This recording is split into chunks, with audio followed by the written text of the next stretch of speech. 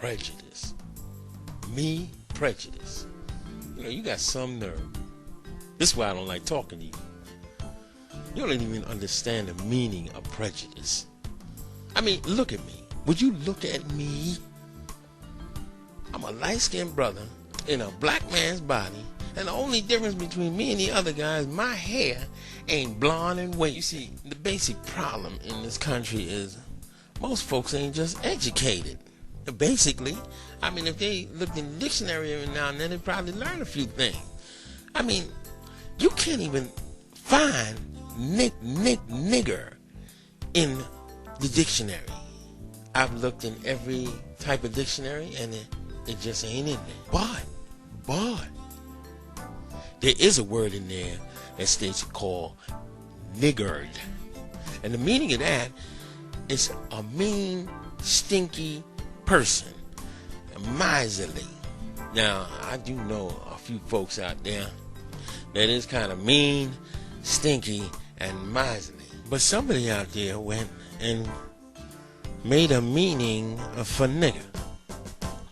And a nigger's supposed to be an ignorant person.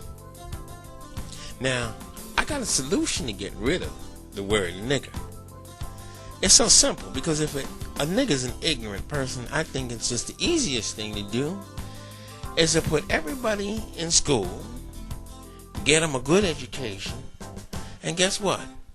We can go on over to Webster and tell him to remove the word nigger once everybody has been educated, because we won't be needing that word anymore. But I looked further, and I looked up the word prejudice, and they say it's a strong feeling for or against something formed before one knows the facts. Oh, the second meaning really scared me. Irrational hostility towards a member of a race, religion, or a group. Now look, if you got strong feelings about something that we discussing or we dealing with, I can argue with you for the next, well, maybe next hour, no longer than that. I got things to do, but I can argue with you almost forever.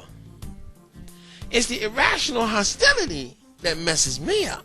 You see, we can argue for days, but when you come with the irrational hostility, well, that made me gonna have to go get Roscoe and let Roscoe do all the talking.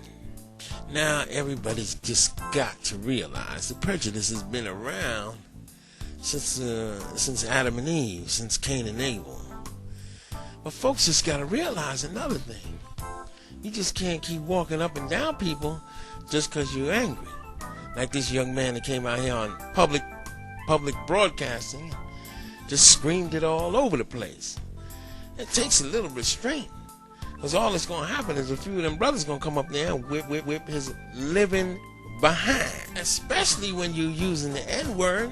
And you know, a few of them other folks in there, there's a few cultures that are in there too, in that crowd too. They should have been just as insulted as the ones he was calling it too. The trouble is that being in the public eye, I mean, you gotta watch what you say, what you do, where you're going, how you go to the bathroom and everything. These folks, they watching everything about you.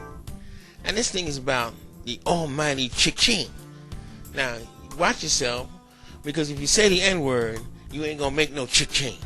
I hope we understand each other. But I'll tell you the real proof of prejudice out there, and that's the OJ trial. I mean, you should have seen the folks where I worked at the time, and everybody was around the TV, and it was such an exciting thing, and everybody knew he was guilty, and they were going to put this brother away and lock him up and put him in the electric chair, and everyone's going to watch it, and we're going to see his eyeball pop out his head. No. When that thing came down, you ain't seen folk. They almost had a heart attack. They had fainting spells. People got sick to their stomach. Few folks threw up all over the place. I mean, these folks wanted that man to go down as best he can so that they could prove their point. But guess what?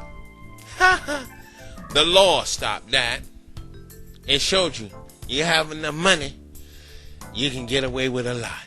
You see, but my only problem is the brother goes out there, comes back on the tube, on media, and now he want to say how he would have done it. I don't know how foolish that can be, but that is the biggest grandmaster fool in the whole United States. Because, see, the meaning of prejudice is very universal. It has no exact points that it goes to, and folks think that it's only one race being that way, but you don't realize it. Prejudice is in every race and in everybody, so you can't get away from it. It's in our nature. Unless we learn how to get rid of it completely, well, we all gonna be a nigga. You gotta realize that each generation is going to find their own little words and meanings to use to say their own way of doing things and saying things and so forth and on. Now this new generation turn around, come up with crazy stuff, biatch and all kind of nonsense. I be like, what the heck is that? Some things they be saying that sound like it's a foreign language to me.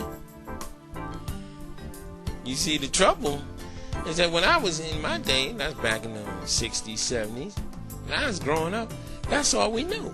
That's all we knew. Yo, nigga, what's up? What's up, nigga? Yo, nigga, nigga this, nigga that, nigga that. So it was just part of our culture at that time for us to be that way. And just like my generation, this new generation come along and they come up with their own phrase, their own little ghetto phrases in order for them to communicate with each other. Now, Lord knows what they're saying. I wish some space alien would come down and interpret this stuff for me, because I'm still trying to figure out what the heck they saying. But it's all part of our culture. It's just the way we grow and what we do and how we are, and it's gonna be like that. And it ain't never gonna change. Oh, thanks for talking. Thanks for listening. Thanks a lot. I'm out. I'll see y'all later.